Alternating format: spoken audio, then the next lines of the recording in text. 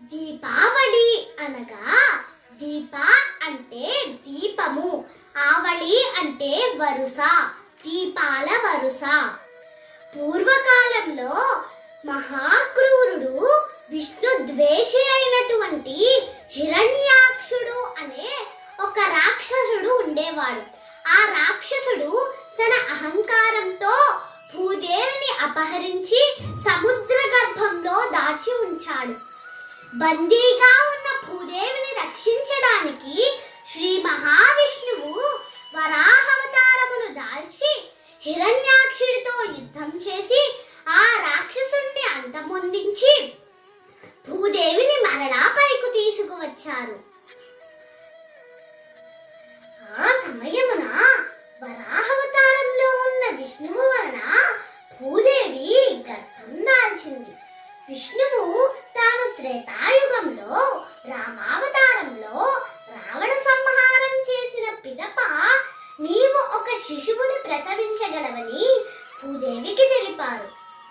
జనక మహారాజుకు త్రేతాయుగమున భూమి నుండి సీతాదేవి లభించినప్పుడు భూదేవి జనకునితో తనకు ఒక ఉపకారం చేయవలనని ప్రమాణం చేయించుకుంటుంది.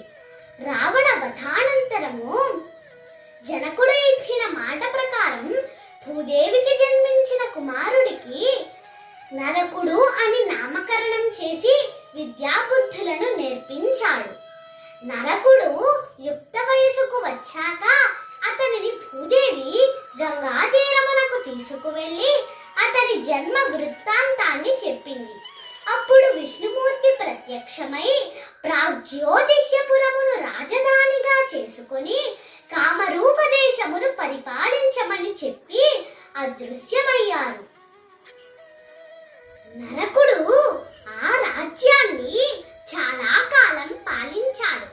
ద్వాపరయుగంలో నరకునికి బాణాసురుడు అనే రాక్షసునితో స్నేహం ఏర్పడి అతని దుష్ట సాంగత్య ప్రభావము వలన ఎన్నో అకృత్యాలు మరెన్నో దుష్కార్యాలకు పాల్పడ్డాడు.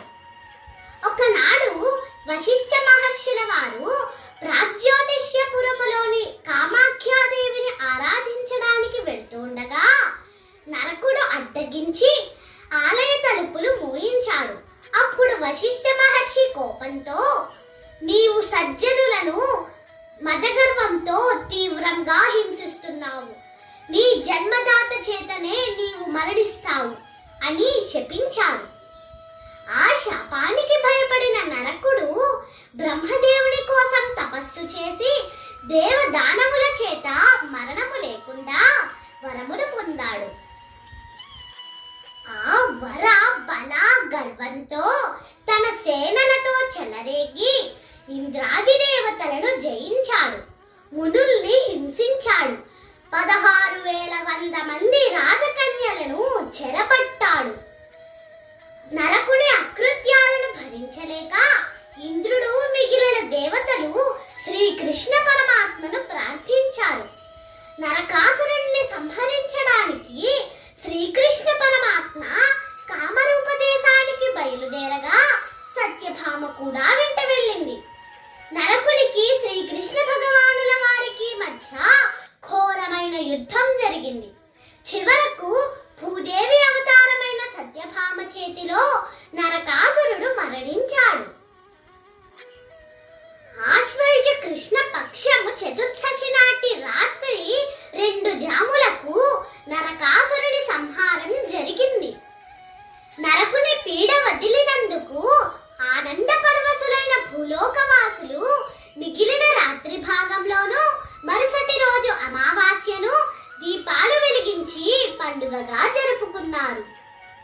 త్రేతాయుగంలో కూడా శ్రీరామచంద్రమూర్తి అయోధ్యా నగరమునకు తిరిగి వచ్చినప్పుడు ఆశ్వయుజ కృష్ణ పక్షము అమావాస్య చీకటి కావడంతో అయోధ్యావాసులందరూ ఆవునేతితో దీపాలు వెలిగించి శ్రీరామునికి స్వాగతం పలికారు.